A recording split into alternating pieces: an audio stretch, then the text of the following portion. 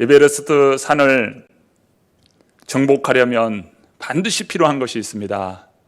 그것이 바로 베이스 캠프이지요. 베이스 캠프가 목적이 아닙니다. 에베레스트 산 정복이 목적입니다. 에베레스트 산 정복을 하기 위해서는 이 베이스 캠프는 반드시 필요합니다. 이곳에서 훈련을 하고요, 기후 조건을 맞춰서 좋은 기상에 따라서 이동하고 움직여야 합니다. 안전하게 이 정복하기 위해서는 튼튼하게 베이스 캠프를 잘 설치해야 합니다. 교회는 마치 베이스 캠프와 같습니다. 우리 성도님들이 믿음의 꿈을 꾸고 하나님의 말씀을 가지고 세상에 나아가서 소금이 되고 빛이 되기 위해서는 교회로부터 영적인 공급을 받고 성령으로 충만하여 세상에 나아가서 힘있게 주의 일을 감당하는 것입니다. 우리의 목적은 세상에서 소금되고 빛이 되는 것입니다. 너희는 세상의 소금되라, 세상의 빛이 되라 말씀하셨어요. 교회에서만 빛이 되고 교회에서만 소금되지 마시고 세상에서 소금되고 빛이 되는 우리 성도님들 되시기를 바랍니다. 그러기 위해서는 바로 이 베이스 캠프 되는 교회에서 성령으로 충만함을 받고 은혜로 충만함을 받고 주의 말씀을 가지고 기도하며 영적인 공급함을 받아서 세상으로 나아갈 때 영향 있는 그런 삶을 이루어갈 수 있으리라 믿습니다. 그런 의미에서 오늘 이 자리에 주의 성령께서 임하여 계시고 우리 심령들마다 성령께서 충만케 하시는 은혜의 역사가 있기를 간절히 축원합니다. 하나님께서 우리 성도님들을 붙드시고 인도하여 주시리라 믿습니다. 교회에는요, 여러 중요한 가치 사역들이 있습니다. 교회에 중요한 가치가 되고 사역이 있는데요, 바로 예배가 그렇고요. 예배, 그리고 선교와 전도, 교육, 봉사, 가정의 사역, 이러한 사역들이 굉장히 중요한 사역이요 교회의 가치라 말할 수 있습니다. 하나님으로부터 부름받은 거룩한 성도님들이 이제 한 자리에 모여서 하나님께 예배합니다. 예배함으로 우리의 삶의 출발이요 우리 삶의 완성이 되는 거예요. 오늘 삶의 출발이 예배로부터 출발해야 합니다. 그런 의미에서 교회는 예배의 공동체예요. 부름받은 성도님들이 다 한 자리에 모여서 하나님을 예배합니다. 여기서부터 새로운 인생의 출발을 시작하는 것이고 한 주의 출발을 시작하는 것이고 마지막 우리 주님께서 우리를 부르실 때 그 천상에서 예배하게 될 것입니다. 하늘의 예배를 경험하게 될 것입니다. 바로 반모섬의 요한이 그 하늘의 예배를 보았던 것처럼 사명을 받은 이사야가 그 하늘의 예배를 보았던 것처럼 오늘 우리가 바로 그 예배를 이루게 될 것입니다.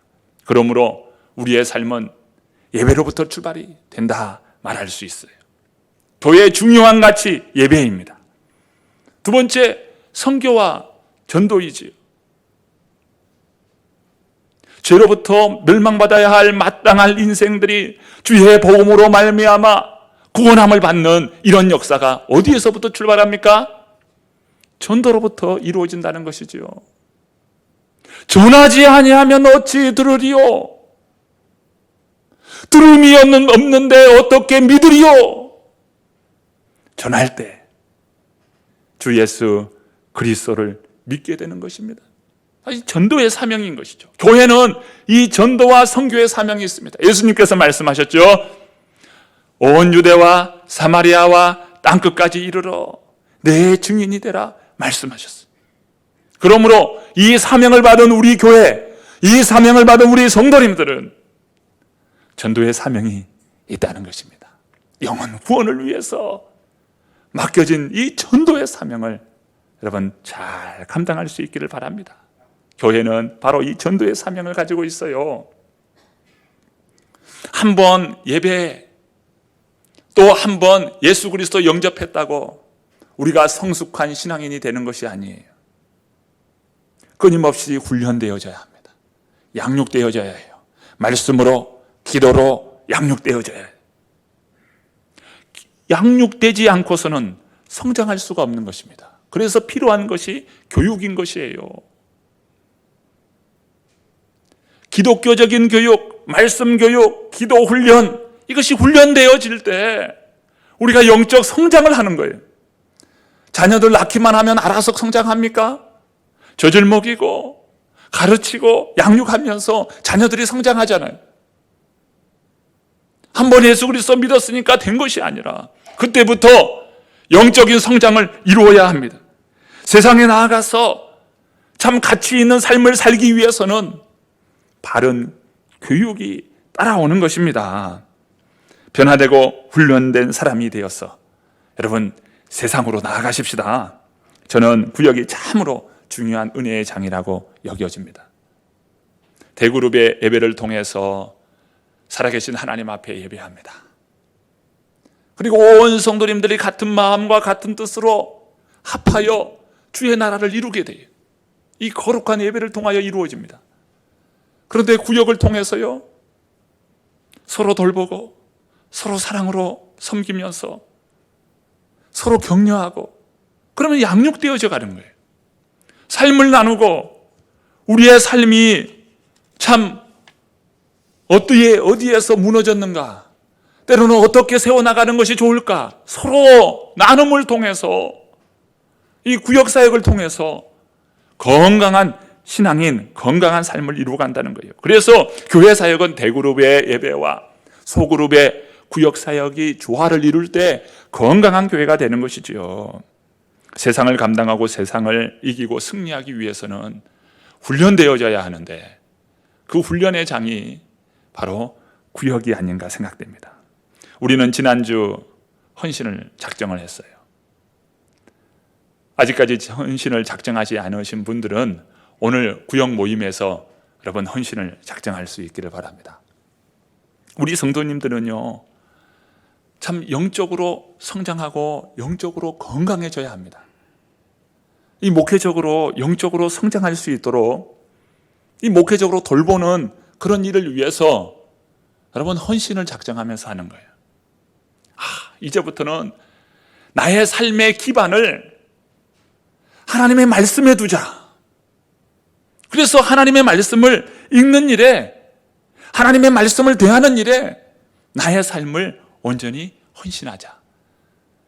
그 헌신이 대단한 헌신은 아니지만, 목숨을 내놓을 만한 그런 헌신은 아니지만, 하루 10분, 20분 하는 그 말씀 앞에 내 삶을 놓는 거예요. 그 앞에 두는 겁니다. 주님께서 가르쳐 주셨죠? 말씀과 기도로 거룩하여진다고 했어요. 우리의 삶이 거룩한 삶이 되기 위해서는 하나님의 말씀에 나의 삶을 두어야 합니다. 성도가 영적으로 성장해야 되는데, 영적으로 바로 서야 되는데 하나님의 말씀이 없고 기도가 없다면 어떻게 세상을 감당하고 세상 가운데 바로 설 수 있겠습니까? 그런 의미에서 우리 다 함께 할 때 헌신을 작정하면서 해보자는 거예요. 그래서 헌신 작정하는 거예요.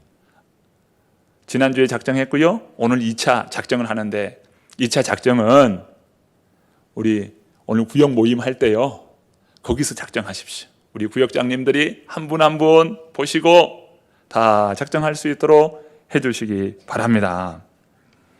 자, 이렇게 헌신 작정하면서 참 신앙을 출발하는 거예요. 오늘 구역 모임, 이 코로나 이후에 근 3년이 가까워진 것 같습니다.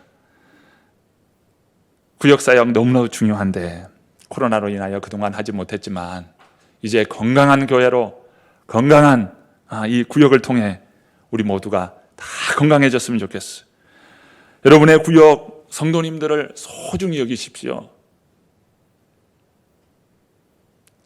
좋은 믿음의 친구가 되십시오. 구역의 이 식구들은 믿음의 좋은 친구들이에요. 나의 삶을 나누고 함께 격려하고 사랑으로 돌보며 이제부터는 친구가 되는 거예요.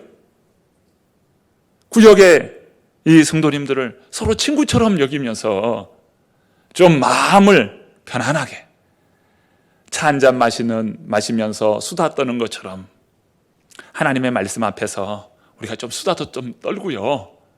또 이런 괴로운 일이 있다고 괴로운 일이 있으면 함께 내어놓고요. 또 우리의 삶에 여러 가지 어려움이 있잖아요. 기도 제목들이 있잖아요. 그런 것들을 이야기하면서 좀 좋은 친구들이 서로 되었으면 좋겠어요.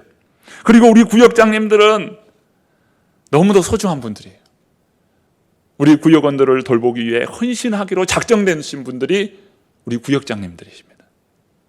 구역장님들은 무엇보다 충성스러운 분들이에요. 우리 성도님들을 돕기 위해서, 구역원들을 돕기 위해서 우리 구역장님들이 준비하고 있습니다. 여러분 어려워하지 마시고, 그러나 또 우리 구역장님을 잘 존중해 줄 수 있기를 바랍니다. 그런 가운데 구역이 서는 거예요. 행복한 구역이 되는 것입니다.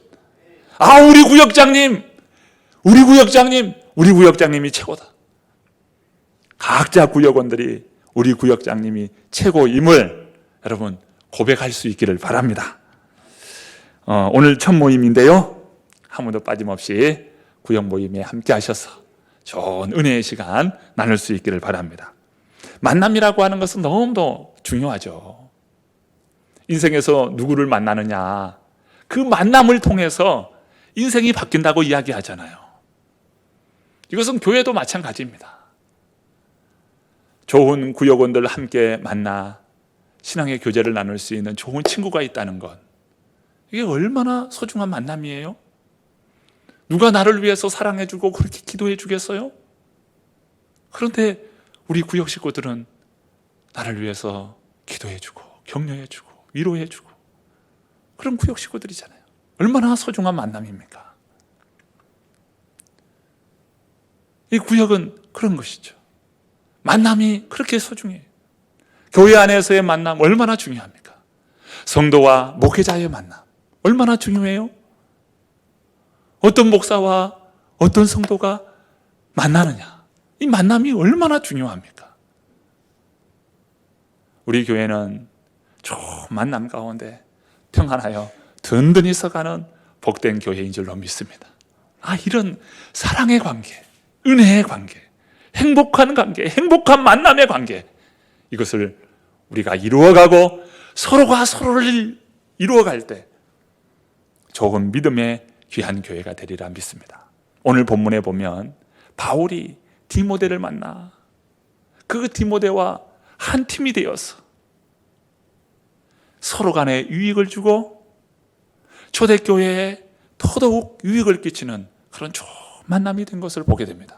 자, 본문 1절 말씀인데요, 우리 같이 한번 읽어보실까요? 함께 읽습니다.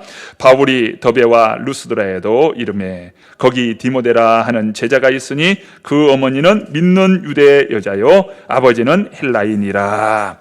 자, 디모데를 가리켜서 제자라 이렇게 불렀어요.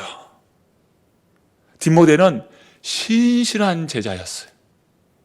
바울이 디모데를 소개할 때마다 디모데를 가리켜서 신실한 제자라고 이야기합니다. 그가 얼마나 신실했던지. 디모데는 바울을 볼 때마다 신실하다. 그리고 그는 제자라는 거예요. 디모데는 이 외할머니인 로이스와 어머니인 유니게를 통해서 신앙의 훈련을 받고 어릴 때부터 양육받은 그런 사람이에요. 신앙으로 훈련된 그런 사람이 바로 디모데입니다. 그래서 바울이 이 디모데를 만났는데 보니 신실한 거예요. 신실한 믿음의 청년인 거예요. 그 디모데를 만났어요. 디모데후서 1장 4절에 바울이 디모데에게 이야기하면서 디모데를 이렇게 소개합니다. 이는 내 속에 거짓이 없는 믿음이 있음을 생각함이라. 이 믿음은 먼저 내 외조모 로이스와 내 어머니 유니게 속에 있더니 내 속에도 있는 줄을 확신하노라. 디모데 안에는 거짓 없는 믿음이 있다는 거예요. 외식한다든지 외적으로 잘 보이기 위해서 위선적인 그런 믿음이 아니었다는 거예요. 진실한 믿음의 사람이었다는 것입니다. 디모데는요, 비록 어렸어요. 청년이었습니다. 그러나 그 안에는 신실함이 있었어요. 이게 바로 디모데예요. 그래서 이 디모데는 영적인 거장인 바울을 만남으로 인해서 그런 더더욱 영적으로 준비된 그런 사람이 되어서 초대교회에 아주 기둥같이 쓰임받는 그런 훌륭한 사역자가 됩니다. 이 사람이 디모데이죠. 그런데 오늘 본문의 말씀을 보면 디모데는 혼혈아였던 것이에요. 어머니는 유대인이고 아버지는 헬라인인 거예요. 혼혈아. 여러분, 우리는 혼혈아로 살아보지 않았지만 혼혈아로 살아본 사람은요, 삶의 정체성이 흔들려요. 내가 누구인가, 나는 누구인가에 대한 이 정체성이 흔들리는 것을 보게 됩니다. 제가 교회 사역을 하면서 이 혼혈의 이 청년들을 만나게 됐습니다. 그런데 그 청년 안에는 이게 있는 거예요. 정체성이 없는 거예요. 그것 때문에 흔들려요. 그런데 아십니까? 바울이 디모데가 혼혈아인 것을 보고 그것을 주목하고 그것 때문에 디모데를 선택하고 발탁하여 글을 쓴다는 거예요. 우리의 부끄러운 모습, 때로는 우리의 연약한 모습, 이것 때문에 우리는 부끄러워서 숨기고 또 때로는 누구에게도 말을 못하고 꼭꼭 숨겨두잖아요. 그런데 아십니까? 그 약한 부분을 통해서 하나님이 우리를 만나주시고 그 약한 부분을 통해서 우리 주님께서 은혜 베푸신다는 것을 여러분 아십니까? 여러분, 낙심하지 마십시오. 그것 때문에 부끄럽거나 두려워하지 마십시오. 우리 주님께서 우리 인생을 만나 주실 때 그 부끄럽고 부족한 그 부분이 도리어 주의 일을 이루어 나가는 통로가 된다는 거예요. 약한 그때에 도리어 강함이니라. 약한 자를 들어서 강한 자를 부끄럽게 하시는 하나님. 오늘 우리의 부끄러운 모습을 하나님께서는 쓰시기를 원하셔요. 그러므로 우리는 더욱 믿음에 서야 돼. 주님을 깊이 만나야 합니다. 주님 만남으로 인하여 그 약한 것이 도리어 강함을 힘입고 오늘 우리의 부끄럽고 우리의 부족한 부분이 그 믿음의 역사 가운데 도리어 빛을 드러낸다는 사실이에요. 디모데는 그러한 약한 부분을 통하여 복음 전함의 놀라운 사역자가 되는 것입니다. 오늘 본문에 보면 디모데는 많은 사람들로부터 칭찬받는 사람이었다는 것을 알 수 있는데요. 본문 2절 말씀입니다. 2절 같이 한번 읽어보시죠. 함께 읽습니다. 디모데는 루스드라와 이고니온에 있는 형제들에게 칭찬받는 자니. 신앙인으로서 인정받고 사람들에게 칭찬받는 것, 이건 참 너무도 중요하잖아요. 디모데는 칭찬받는 사람이었어요. 초대교회 보면 지도자를 선택하고 일꾼을 세울 때 보는 것이 있었습니다. 사도행전 6장에 보면 7명의 집사님을 선택하죠. 그때의 기준이 무엇이었습니까? 성령과 지혜가 충만하며 사람들에게 칭찬받는 사람이라고 말씀하고 있어요. 성령과 지혜가 충만하고 칭찬받는 사람을 선택했다는 거예요. 성령이 임합니다. 성령의 은혜가 주어져요. 그러면 성령은 지혜의 영이잖아요. 지혜로운 사람이 돼요. 지혜가 임하게 돼요. 그러는 가운데 성령의 열매들이 나타났잖아요. 여러분, 성령의 9가지 열매 다 알고 계시죠? 다는 모르겠네요. 사랑, 희락, 화평, 오래 참은, 자비, 양선, 충성, 온유, 절제. 이 성령의 9가지 열매잖아요. 그 외에도 성령의 다양한 나타남과 열매들은 많이 있죠. 이런 성령의 열매가 나타나면 어떨까요? 사람들로부터 칭찬받게 되는 것이죠. 사람이 인정받고 칭찬받는 사람이 되어야 합니다. 그럴 때 좋은 사역자가 되는 거예요. 우리 구역장님이 칭찬을 받고 인정을 받아요. 우리 구역의 성도님들이 칭찬받고 존경을 받아요. 인정을 받아요. 어때요? 복음 사역이 효과적인 거예요. 복음의 일꾼인데 늘 남에게 무시당하고 남에게 손가락질을 받는다면 복음을 효과적으로 전도할 수 있을까요? 그런 사역자가 될 수 있을까요? 칭찬받는 사람, 존중받는 사람, 존경받는 사람, 이런 사람이 될 때 복음을 효과적으로 전할 수 있고요. 또한 하나님의 영광을 드러내는 것이잖아요. 칭찬받는 것, 이렇게 중요한 거예요. 그런데 바울은요, 이렇게 선교 사역을 하면서 디모데를 선택했는데 특별히 디모데를 할례를 행하도록 합니다. 오늘 본문 3절인데요. 우리 3절도 한번 보십니다. 3절 함께 있습니다. 바울이 그를 데리고 떠나고자 할새 그 지역에 있는 유대인으로 말미암아 그를 데려다가 할례를 행하니 이는 그 사람들이 그의 아버지는 헬라인인 줄 다 알미르라.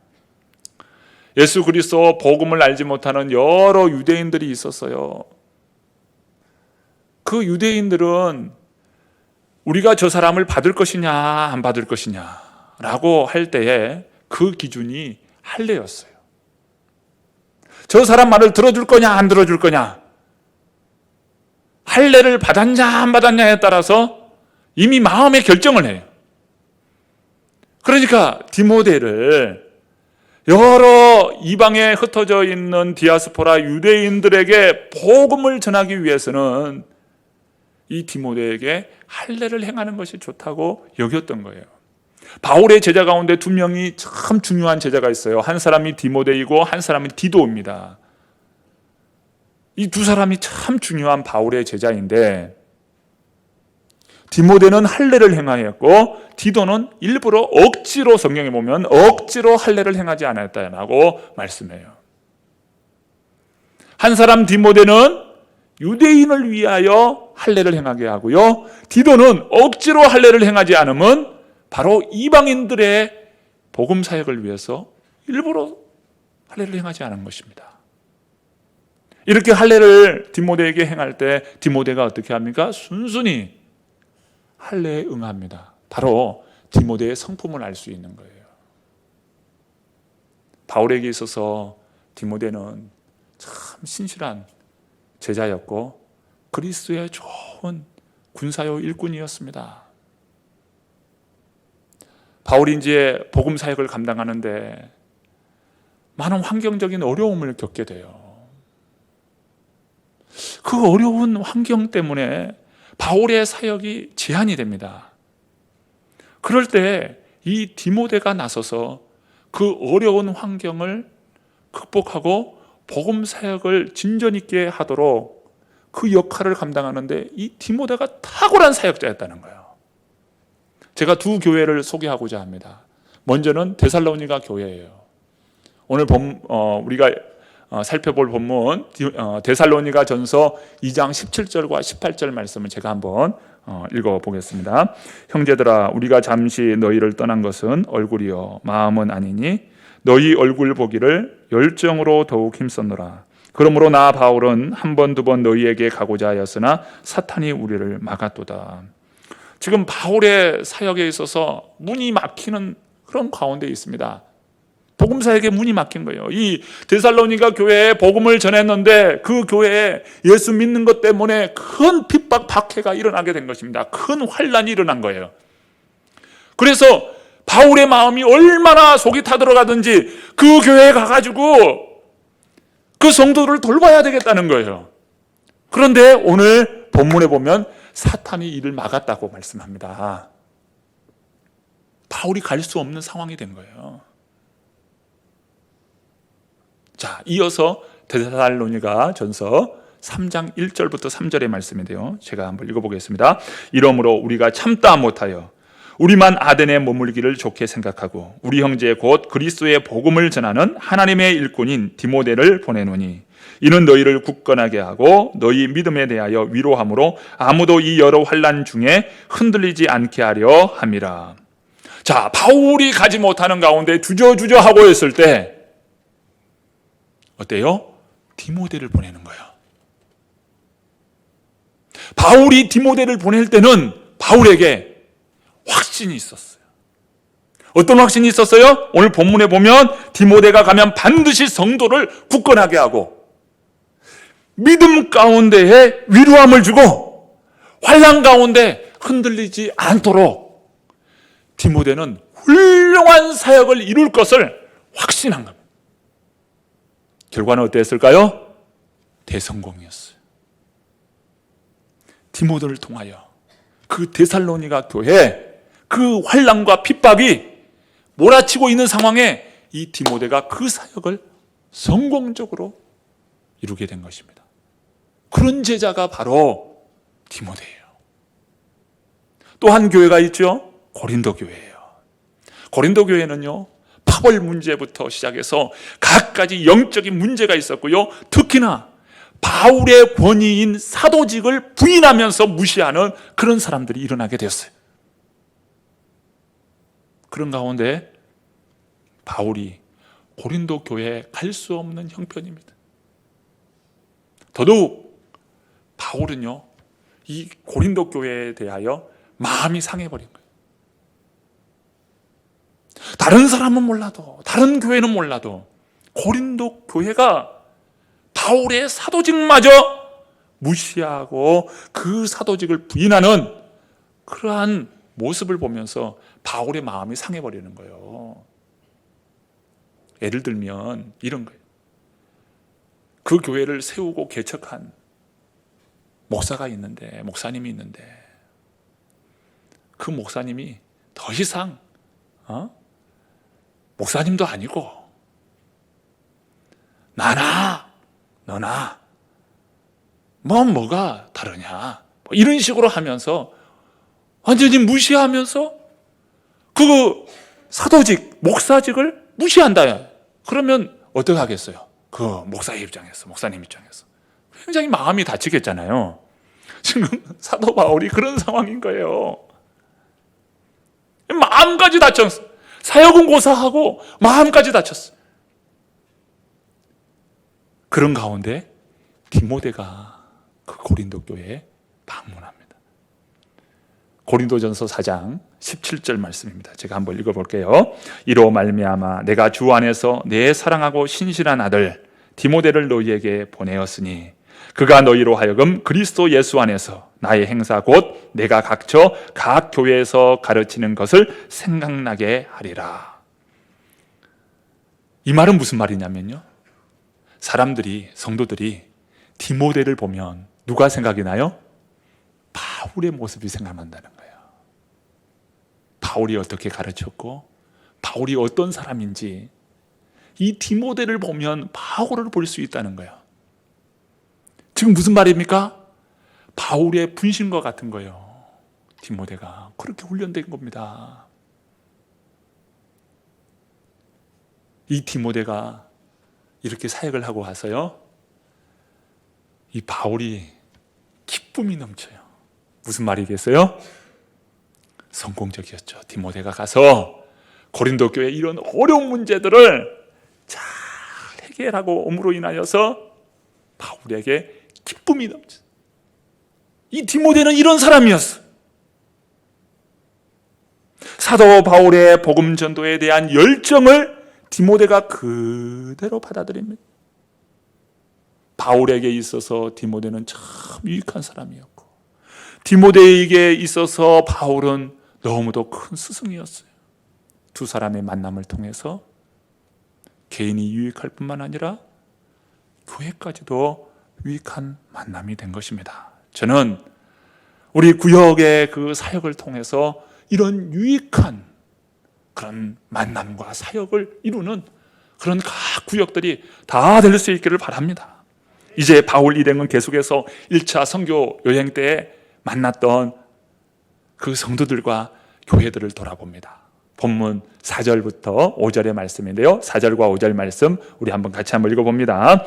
여러 성으로 다녀갈 때에 예루살렘에 있는 사도와 장로들이 작정한 규례를 그들에게 주어 지키게 하니 이에 여러 교회가 믿음이 더 굳건해지고 수가 날마다 늘어가니라.